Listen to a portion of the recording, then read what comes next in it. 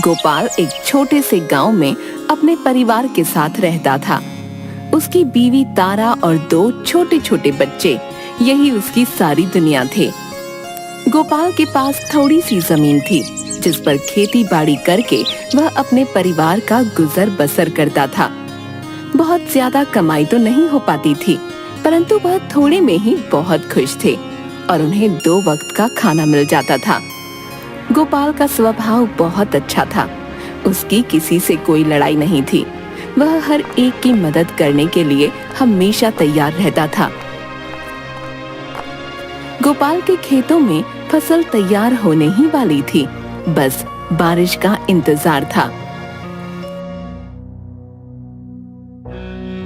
मेरे पूरे साल की मेहनत और इंतजार का फल अब हमें मिलने वाला है। बस इस बार बारिश खूब अच्छी हो जाए तो हमें फसल के अच्छे दाम मिल जाएंगे।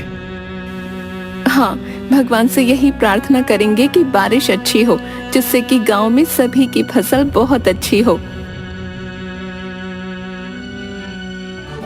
परंतु इस बार बारिश का इंतजार करते करते किसानों की आंखें थक जाती हैं। बारिश नहीं आती। पानी की कमी के कारण गांव में काफी लोगों की फसलें खराब हो जाती हैं और सूख जाती हैं। गोपाल की भी सारी मेहनत बेकार चली जाती है और पानी की कमी के कारण उसकी सारी फसल सूख जाती है। मुझे कितनी उम्मीद थी इस बार, परंतु बारिश न आने के कारण सारी मेहनत पर पानी फिर गया। अब इन फसलों के लिए मैंने जो उधार लिया था उनका पैसा मैं कहां से चुकाऊंगा? मेरे तो कुछ समझ में नहीं आ रहा। आप परेशान मत हो, भगवान सबका भला करेंगे। पड़ोस वाले दिनेश भैया के खेत भी पूरे सूख गए और उन्हें भी काफी नुकसान हुआ है। पर उनकी बीवी बता रही थी कि दिनेश भैया शहर जाने की सोच रहे हैं। तुम भी क्यों नहीं शहर जाकर कोई काम ढूंढ लेते? थोड़ा टाइम वहाँ काम करने पर कुछ पैसे जुड़ जाएंगे, तब वापस आकर कर्जा चुका देना। हाँ, मेरे सामने बस 2 ही रास्ते हैं। या तो मैं भी शहर जाकर कुछ काम करूं और थोड़े पैसे जोड़कर अपना कर्जा चुका दूं, या फिर मैं अपनी जमीन बेच दूं। परंतु इस जमीन को मैं बेचना नहीं चाहता।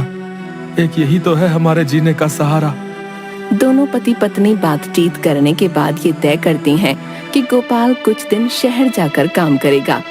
गोपाल जाने की तैयारी करने लगता है।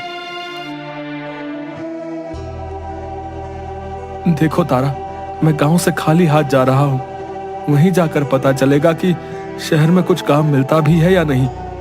यदि मुझे कुछ अच्छा काम मिल गया तो मैं कुछ पैसे इकट्ठे होते ही वापस गांव का चक्कर लगा लूंगा और तुम्हें कुछ पैसे खर्चे के लिए दे जाऊंगा। आप निश्चिंत होकर वहाँ काम कीजिएगा और कर्ज चुकाने के लिए पैसे जोड़िएगा। हमारी चिंता आप बिल्कुल मत करना। मैं और 2 छोटे छोटे बच्चे हैं, हमारा कितना खर्च होगा और फिर मैं अपने मायके जाकर रह लूंगी। आप चिंता मत कीजिएगा। अगले दिन गोपाल शहर चलने की तैयारी करता है। ये लीजिए, खाने के लिए कुछ सामान और खर्चे के लिए कुछ रुपए हैं। ये थैला संभाल कर रखना। तुम्हारे पास ये रुपए कहाँ से आए? मैंने बहुत टाइम से रोज के खर्चे से थोड़ा थोड़ा बचा कर रखे हैं ताकि मुसीबत में काम आए। सो आज इनकी जरूरत आ गई, आप रखिए इन्हें। गोपाल की आंखों में आंसू छलक आए और वो थैला लेकर वहां से चल दिया।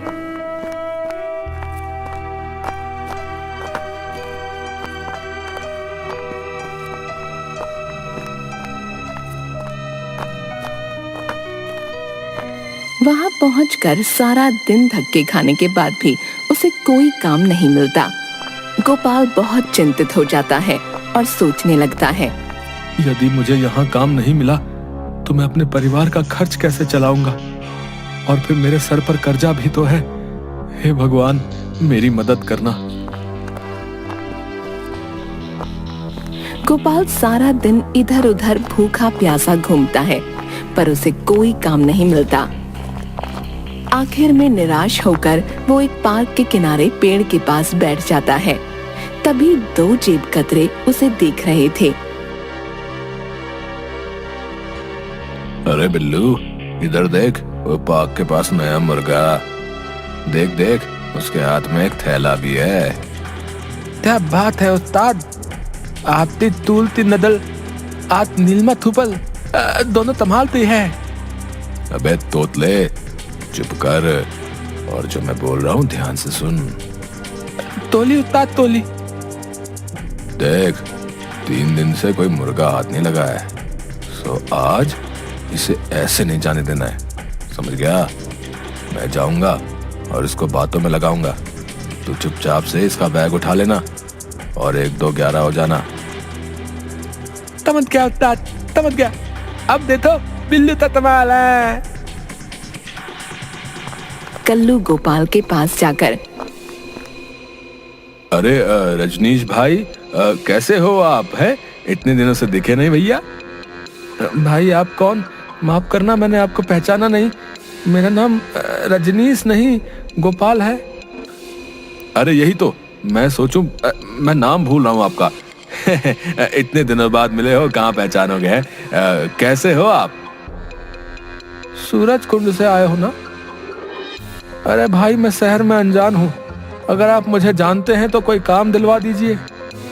उतनी देर में बिल्लू चुपचाप से गोपाल का थैला चुरा लेता है और वहाँ से भाग जाता है। अच्छा, ठीक है, लगता है गलती हो गई पहचानने में मुझसे। और वहाँ से चला जाता है। अजीब लोग हैं शहर के, हैं? पहले खुद ही जान पहचान की, बाद में ऐसे ही निकल लिए। हे भगवान, मेरा थैला कहाँ गया? कहाँ है मेरा थैला? किसी ने मेरा थैला चुरा लिया। मेरा थैला। वह मन ही मन भगवान से प्रार्थना करने लगता है कि वह उसकी मदद करे।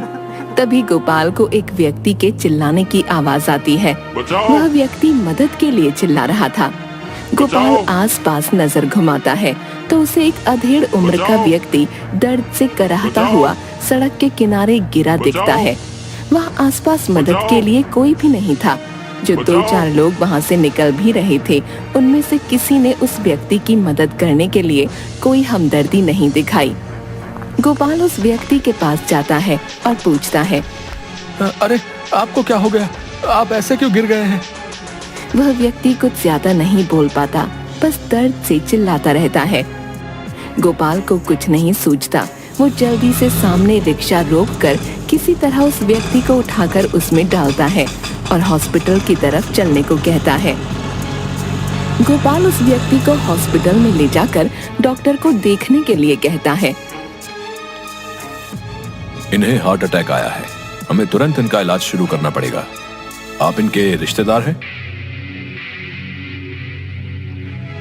जी नहीं, मैं तो इन्हें जानता भी नहीं। मैं सड़क किनारे बैठा था, तभी वहाँ मैंने इन्हें गिरा हुआ पाया, इसीलिए मैं तुरंत इन्हें हॉस्पिटल ले आया। आपको तुरंत कुछ पैसे जमा करवाने होंगे। क्या आपके पास पैसे हैं? गोपाल सोच में पड़ जाता है और डॉक्टर से कहता है, डॉक्टर साहब, मेरा थैला किसी ने चुरा लिया जिसमें कुछ पैसे थे, लेकिन अब तो मेरे पास कोई पैसा नहीं है। मैं तो खुद भूखा प्यासा काम की तलाश में घूम रहा था, तभी मैंने इन्हें गिरा हुआ पाया। इमरजेंसी में उस व्यक्ति का इलाज शुरू कर देते हैं। गोपाल जिस समय उस व्यक्ति को हॉस्पिटल ला रहा था, तभी उसकी जेब से एक बटुआ गिर गया था, जिसे संभालकर गोपाल ने अपने पास रख लिया था। गोपाल बटुआ डॉक्टर को देता है और कहता है, डॉक्टर साहब, ये इन्हीं का बटुआ है, आप इसे खोल कर देख लीजिए, इसमें शायद कुछ पैसे हैं, मैंने इसे नहीं खोला। डॉक्टर जैसे ही उस बटुए को खोलता है, उसमें काफी पैसे थे। उसे एक आईडी कार्ड और क्रेडिट कार्ड भी मिलता है। आईडी कार्ड देखते ही डॉक्टर कहता है, अरे ये तो शहर के मशहूर उद्योगपति राम कपूर हैं। तुमने ये बहुत अच्छा किया, इस बटुए को संभाल कर रख लिया। इससे हमें ये पता चल गया कि ये कौन है। हमने इनका इलाज शुरू कर दिया है। 3 से 4 दिन हॉस्पिटल में रहना पड़ेगा। तुम चाहो तो कल आकर इनसे मिल सकते हो। जी डॉक्टर साहब, आपका बहुत बहुत शुक्रिया, मैं कल आकर इनसे मिल लूंगा। गोपाल वहाँ से निकलकर एक पार्क में जाकर सो जाता है। उसके पास खाने पीने के कोई पैसे नहीं थे, न ही रहने का कोई ठिकाना। अगले दिन सुबह उठकर गोपाल हॉस्पिटल में उस व्यक्ति से मिलने जाता है। गोपाल डॉक्टर से मिलता है और उनसे उनका हालचाल पूछता है। डॉक्टर साहब, अब उनकी तबीयत कैसी है? क्या वो ठीक हो गए हैं? क्या मैं उनसे मिल सकता हूँ? हाँ हाँ, अब वो बिल्कुल ठीक है। आओ, मैं तुम्हें उनसे मिलवा देता हूँ। डॉक्टर गोपाल को लेकर मिस्टर राम कपूर के रूम में जाता है। मिस्टर कपूर, ये वही व्यक्ति हैं जिन्होंने कल आपकी जान बचाई। यदि ये आपको समय पर हॉस्पिटल ना लेकर आते तो आपकी जान को खतरा था, और इन्होंने ही आपका बटुआ संभाल कर हमें दिया, जिससे हमें पता चला कि आप कौन हैं। अरे भाई, आपका बहुत बहुत शुक्रिया। यदि कल आप मेरी मदद ना करते तो शायद आज मैं जिंदा ना होता। आप एक नेक इंसान होने के साथ साथ ईमानदार भी हैं, वरना शहर में किसी के हाथ कोई बटुआ लगे तो वो कहाँ वापस करता है। परंतु आपने उसे संभाल कर रखा। उसमें मेरे कई कीमती क्रेडिट कार्ड और आईडी कार्ड था। आप ठीक हो गए, मुझे ये जानकर बहुत खुशी हो रही है। राम कपूर गोपाल से पूछते हैं कि वह कहाँ रहता है और क्या काम करता है। जी, मैं तो गांव में रहता हूँ और उसी दिन गांव से शहर काम की तलाश में आया था, परंतु पूरा दिन धक्के खाने के बाद मुझे यहाँ कोई काम नहीं मिला। फिर थक हार कर निराश होकर मैं एक पार्क में पेड़ के नीचे बैठ गया, जहाँ मैंने आपको गिरा हुआ पाया था।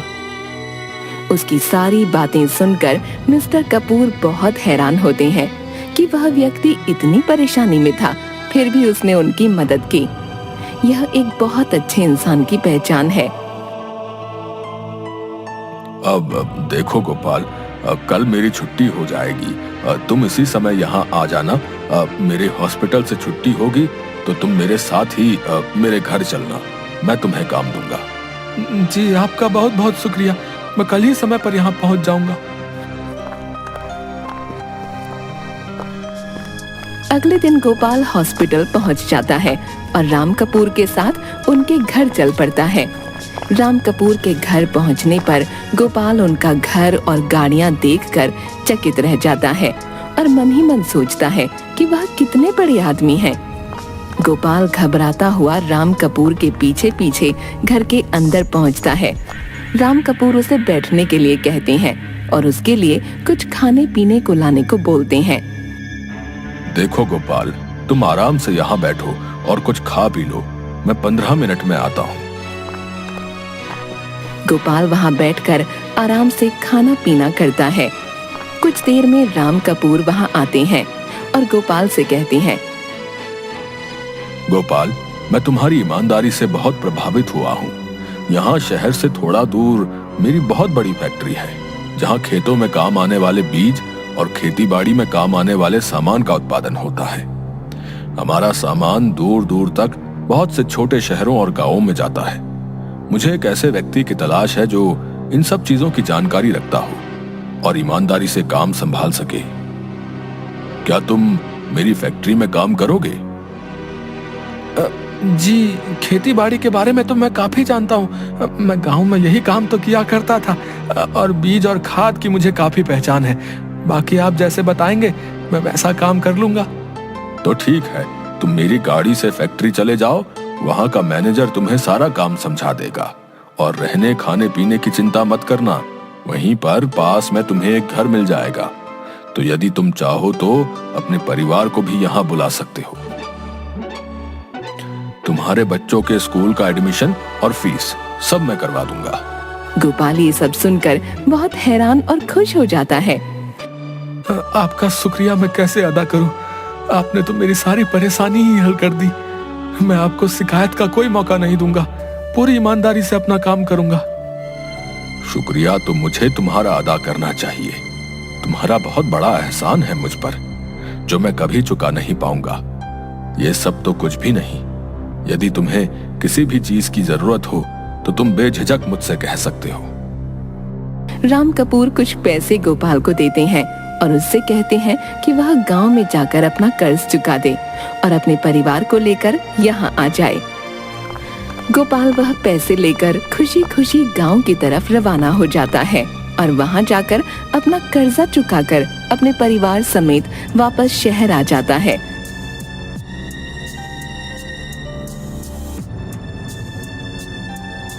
और राम कपूर की फैक्ट्री में काम करना शुरू कर देता है। गोपाल ने बिना किसी स्वार्थ या लालच के राम कपूर की मदद की, इसलिए भगवान ने भी उसकी सुनी और उसकी मदद की। अब गोपाल की सारी समस्याएं खत्म हो चुकी थीं और वह खुशी खुशी शहर में रहने लगा था।